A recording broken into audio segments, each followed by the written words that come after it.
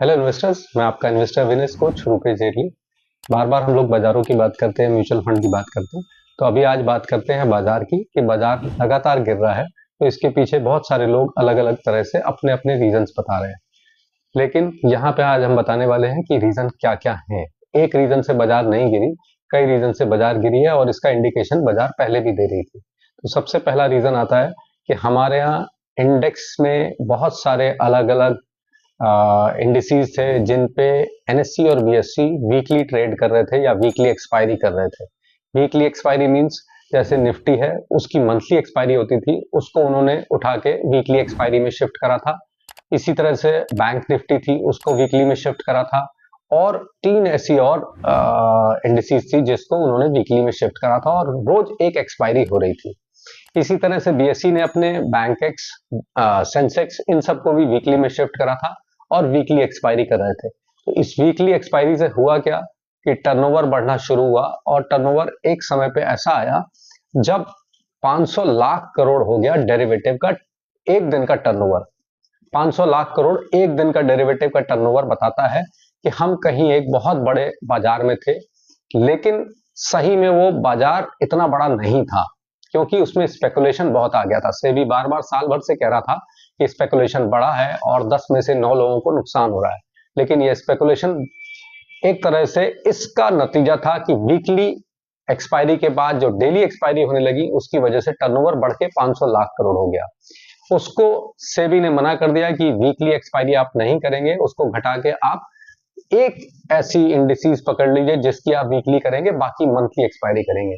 तो जैसे ही अनाउंसमेंट हुआ उसके बाद जो डेट आई उसके बाद लगातार जितने भी सौदे थे उन सबको अपने सौदे स्क्वायर करने पड़े, वो चाहे एफआईआईज हो, डीआईआईज हो या लोकल रिटेल इन्वेस्टर हो।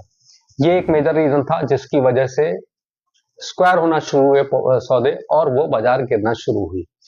दूसरा रीजन, जैसा कि आप लोग को बताया जा रहा है कि यूएस में बॉन्ड यील्ड बढ़ के 5.15 या 5 से ऊपर आ गई है, जिसकी वजह से उन्होंने अपने यहाँ के बाजार को ज्यादा अट्रैक्टिव समझा कि हमको वहां 5% से ऊपर की जो 10 साल की बॉन्ड यील्ड है वो 5.15 आ गई, तो हम अपने यहाँ लोकल में पैसा लगाएं बनस्पत कि हम बाहर की बाजारों में पैसा लगाएं।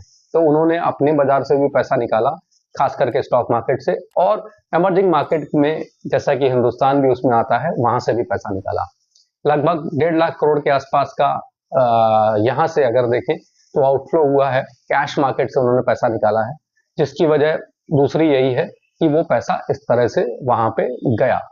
में गिरने का तीसरा एक और रीजन है कि स्लो डाउन जो यूएस से दिखाई देने लगा, वहां पे एम्प्लॉयमेंट के नंबर खराब आने लगे और खास करके और नंबर्स भी खराब आने लगे, उनका जो डेटा था, और इन्फ्लेशन कंट्रोल में नहीं आ रहा था, वो स्लो डाउन की ओर संकेत कर रहा था। जिसकी जो बाजार की तीसरी मुख्य वजह थी वो ये थी कि वो स्लो डाउन हिंदुस्तान में भी उन्होंने बताया है कि ये शुरू होगा और अगले 4 से 6 महीने में इस तरह की चीजें आएंगी। सबसे लास्ट वायरस जो कि जिसका डर दिखाया गया और बाजार गिराई गई, जबकि अगर देखें तो उस वायरस का उस तरह से कोई रिजल्ट हिंदुस्तान में नहीं आया कि बहुत ज्यादा चिंता करने की बात हो, लेकिन चाइना का डर दिखा के बाजार को गिराया गया। इसके साथ ही बाजार में गिरने का एक मुख्य कारण और था जिसको सबने नजरअंदाज किया, जो कि पहले से बताया जा रहा था। अगर एफपीआईज को देखें तो उनको सेबी ने बोला था कि यूबीओ जो है उसमें अपनी लिमिट 10% से कम करें। यूबीओ होता है अल्टीमेट बेनिफिशियल ओनर।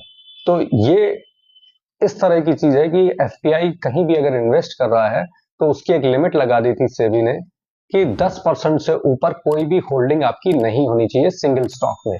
तो वो एक बहुत बड़ा रीजन था जिसको बाजार ने या और लोगों ने नजरअंदाज किया, जिसकी वजह से बाजार गिरा।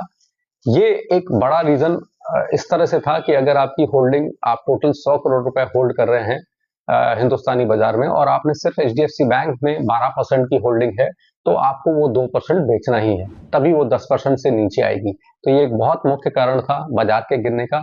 यहाँ पे आज हम लोग ने बाजार के गिरने के कारण डिस्कस किए हैं। इसी तरह से हम बाजार आगे भी डिस्कस करेंगे, लेकिन ध्यान रहे ये सब बाजार के ऊपर है कि किस तरह से बाजार उसको लेता है। बाजार पहले से इंडिकेट करता है आपको बढ़ने के लिए भी और बाजार इंडिकेट करता है गिरने के लिए भी। आप अपनी रिसर्च जरूर करें बाजार में पैसा लगाने के लिए, बिकॉज बाजार जो है जोखिम भरा है। लॉन्ग टर्म के लिए अगर आप पैसे लगाते हैं तो भी रिसर्च करें, और शॉर्ट टर्म के लिए लगा रहे हैं तो रिसर्च ज्यादा करें।